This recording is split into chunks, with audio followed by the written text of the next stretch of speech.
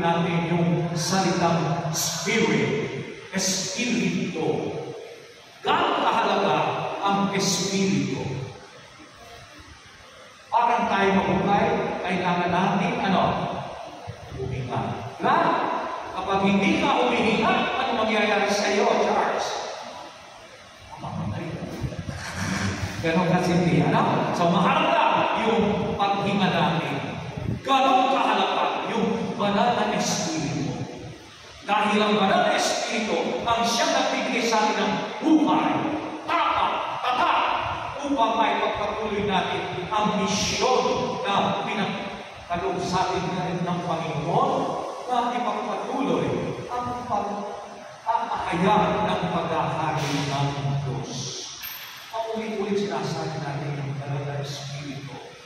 Isa sa mga mahalaga kaloob bigay ni Jesus sa kanyang pinangako at pinupad ay ang pagpapadala ng Espiritu Santo. Alam niya yung kanyang mga alagad, yung apostol, sa kanyang pagkalis. Sila'y mamihina, sila'y matatakot, gustong surrender sa gawain nila, pero sabi ni Jesus, huwag kayong mag-alala. Susubo sa iyo ang banal na Espiritu at ito'y nangyari noong araw na Pentecost. Kailan nangyari ito? Araw na? Very good. At yan ay narinig natin sa unang pagbasa. Yung pagdating ng Espiritu Santo. Malaking pagbabago ang dulot ng pagdating ng Espiritu Santo. Yung mga apostol na nakulong taon, hayagan sila umalis o lumamas para pagpatuloy ang misyon na pinagkatiwala ni Jesus. Pagbabago ang dulot ng banal na Espiritu. Pagbabago ang isang kaisipan ng mga Diyos ang kanyang pinagkakaloob sa atin. Kaya natuto tayo tumawa, natuto tayo manalangin. At sa ating lahat po, kailangan natin ng panalangin. Kailangan manalangin tayo.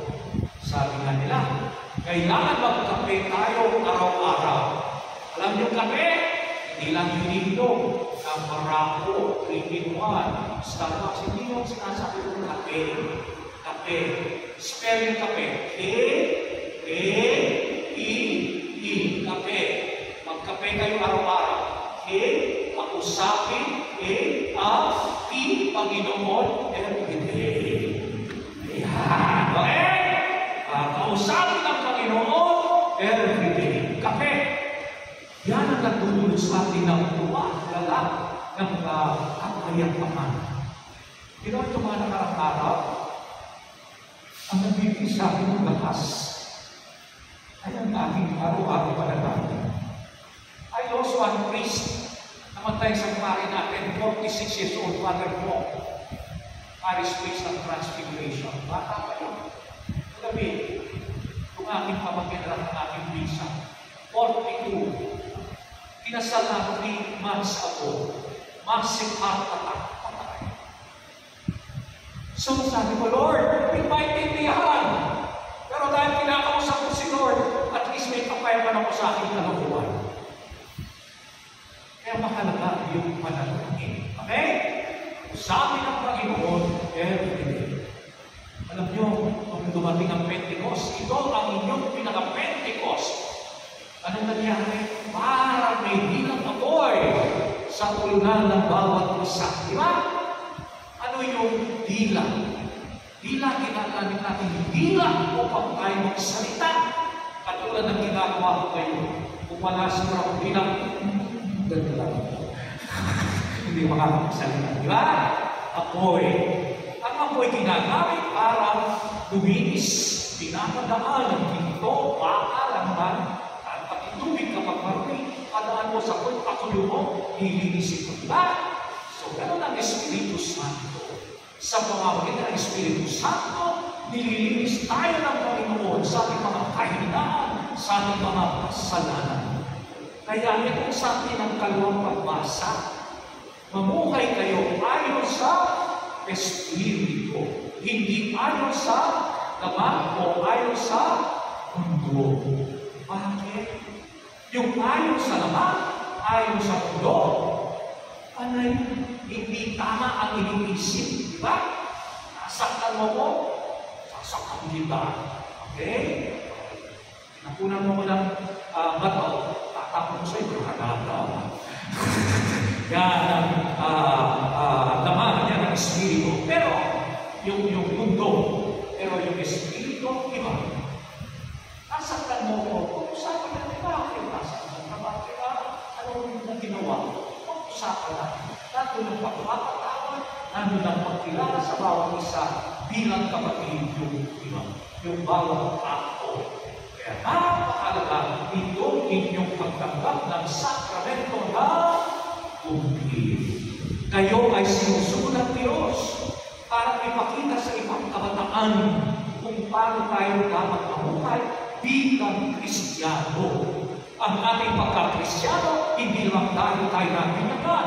Araw-araw dapat ipakita na tayo ay tunay na mga anak ng Diyos sa ating mga kilos, sa ating mga pag-iisip, sa ating pananalita. Sana makita tayo ay parang sa Diyos. Kaya mahalaga yung tayo nagdarasal. Kapag ikaw hindi nagdarasal, yung kamulatan mo, yung senses mo tungkol sa Diyos na wala. At kapag wala po ang ating kamulatan, yung ating pagkiling sa Diyos, mas madali tayo magkasala. Mas madali tayo gumawa ng masama. Mas madali tayo maging makasarili sa halip na tulungan ng iba. Kaya napakaganda itong bugtib. Mahina tayo, pero bibigyan tayo ng lakas at tapang ng Diyos sa pamamagitan ng Espiritu upang magampanan natin ating bugtib. Mabuhay tayo ayon sa Espiritu. Ano ibig sabihin ng tularan si Kristo? Kapag sinabi ni Jesus, sumunod ka sa akin, ano ibig sabihin nyo? Hindi lamang kilalanin mo siya, tularan mo siya araw-araw.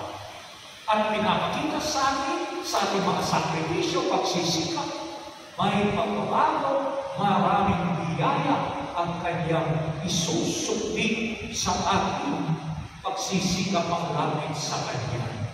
So, maasa ang simbahan sa inyo, mga pupulang po. Ako bilang inyong tatay, bilang obispo sa Diyos sa Cubao, umaasa ako, pagtulungan tayo. Ang daming problema sa ating kapanahonan. Mahilig kayo sa social media. Nandiyan ang fake news, nandiyan ang misinformation, nandiyan ang kasinungalingan. Pero paano malaman ano ang katotohanan, ano ang tama? Magdasal ka, huminga ng tulong sa mga Espiritu at makikita mo ang katotohanan. Sinumisa ang akala natin, uy, maganda din po, diba? Pero kasinungalingan pala. Paano natin makilatis kung anong tama, masama, sa puno ng Espiritu Santo? Sana napuno tayo sa isang namatay din bata. Namatay, 15 years old po, si Carlo Acutis.